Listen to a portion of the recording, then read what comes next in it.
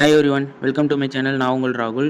இன்றைக்கி நம்ம எதை பற்றி பார்க்க போகிறோம்னா, கூலி படத்தோட ரிவ்யூ பற்றி பார்க்க போகிறோம். இப்போயே சொல்லிட்டேன், இது ஒரு நான் ஸ்பாய்லர் ரிவ்யூ தான். ஸோ நீங்கள் எல்லாருமே பார்க்கலாம், இந்த தைரியமாக பார்க்கலாம் இந்த ரிவ்யூவை. வாங்க ரிவ்யூக்குள்ளே போகலாம்.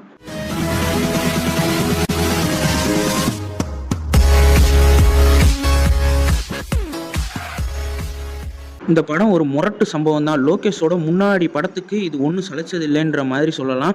ஏன்னா அவ்வளோ சூப்பராக இருக்குது படம் சூப்பராக இருக்குன்றதை மட்டும் நான் ஒரு லோகேஷ் ஃபேனாக மட்டும் சொல்லலை. உண்மையாகவே படத்தை நல்லாவே பண்ணியிருக்காருன்னு சொல்லலாம். இதில் ரஜினிகாந்தோட கேரக்டர் எல்லார் மனசுலையும் கண்டிப்பாக நிற்கும். எப்படி தளபதி படத்தில் இருந்த கேரக்டரோ, படையப்பாவோ, முத்தோ எல்லாருக்கும் மனசில் நிற்கிதோ, அதே மாதிரி இதில் வர தேவா கேரக்டரும் எல்லாருக்குமே மனசில் நிற்கும். அவரோட கேரக்டர் ரைட்டிங் சூப்பராக இருக்குது. ரொம்ப நாள் கழிச்சு கமர்ஷியல் ரஜினியை ஜெயிலரில் பார்த்துருப்பீங்க.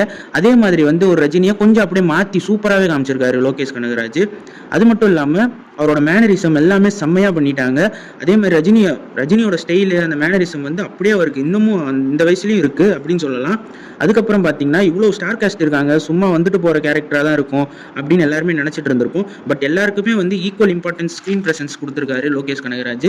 அதில் எல்லாருமே போட்டி போட்டு நடிச்சிருக்காங்கன்னு சொல்லலாம். எஸ்பெஷலி நம்ம தயால் கேரக்டரில் சோபின் சாயிரா இருக்கட்டும், சுத்திஹாசனா இருக்கட்டும், சத்யராஜா இருக்கட்டும், இல்லை கிங் நாகார்ஜுனாவாக இருக்கட்டும், உபேந்திராவாக இருக்கட்டும், எல்லாருக்குமே நல்ல ரோல் கொடுத்துருக்காருன்னு சொல்லலாம். அதுலேயும் அமீர் கானோட கேரக்டர்லாம் சூப்பராக இருந்துச்சு. இதில் கிங் நாகார்ஜுனா மிரட்டி விட்டார் வில்லனா சொல்லலாம். சைமன் கேரக்டரில் பிரிச்சுட்டாரு. இந்த படத்தோட மெயின் பிளாட்டே ஆக்ஷன்ஸ் தான். அதனால தான் இந்த படத்துக்கு ஏ சர்டிஃபிகேட். ஆக்ஷன்ஸ் எல்லாம் அன்பரிவு மாஸ்டர்ஸ் பிரிச்சுட்டாங்க.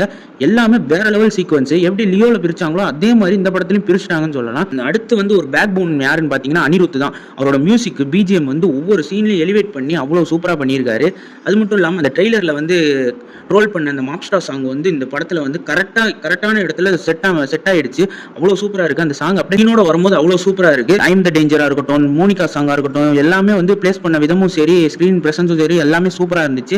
அதுக்கப்புறமேட்டு பார்த்தீங்கன்னா இந்த படத்தில் ஃப்ளாஷ்பேக் வருது. ஃப்ளாஷ்பேக் அவ்வளோ சூப்பராக எடுத்திருக்காரு. போன படத்தில் வாங்கின அடின்றனாலேயோ என்னவோ தெரியல, படத்தில் ஃப்ளாஷ்பேக் கரெக்டாக அமைஞ்சிருக்கு. அதுக்கு தேவை அப்படின்ற அளவுக்கு அமைஞ்சிருக்கு. அதுவும் சூப்பராக எடுத்திருக்காங்க. இந்த படத்தில் ஃப்ளாஷ்பேக்கும் ரைட் லைட்டாக சொல்லலாம். அதே மாதிரி ஒரு படத்துக்கு இன்டர்வலும் கிளைமேக்ஸும் நல்லா வந்துட்டாலே படம் வேற லெவல் ஆயிரும். இந்த படத்தில் அது நல்லாவே அமைஞ்சிருக்கு. அதனால செம்மையாக இன்டர்வல்லையும் சரி, கிளைமேக்ஸ்லையும் சரி பீக்குக்கு கொண்டு போயிடுவாங்க.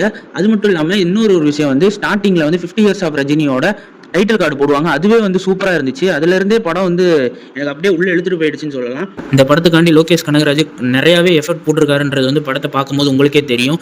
அவரோட டீம்மேட்ஸ் எல்லாரோட ஒர்க்கும் சூப்பராக இருந்துச்சு. அது மட்டும் இல்லாமல் கேமரா ஒர்க்கு, நைட்டில் கட்டுற எல்லா சீனு எல்லாமே அருமையாக பண்ணியிருக்காங்க.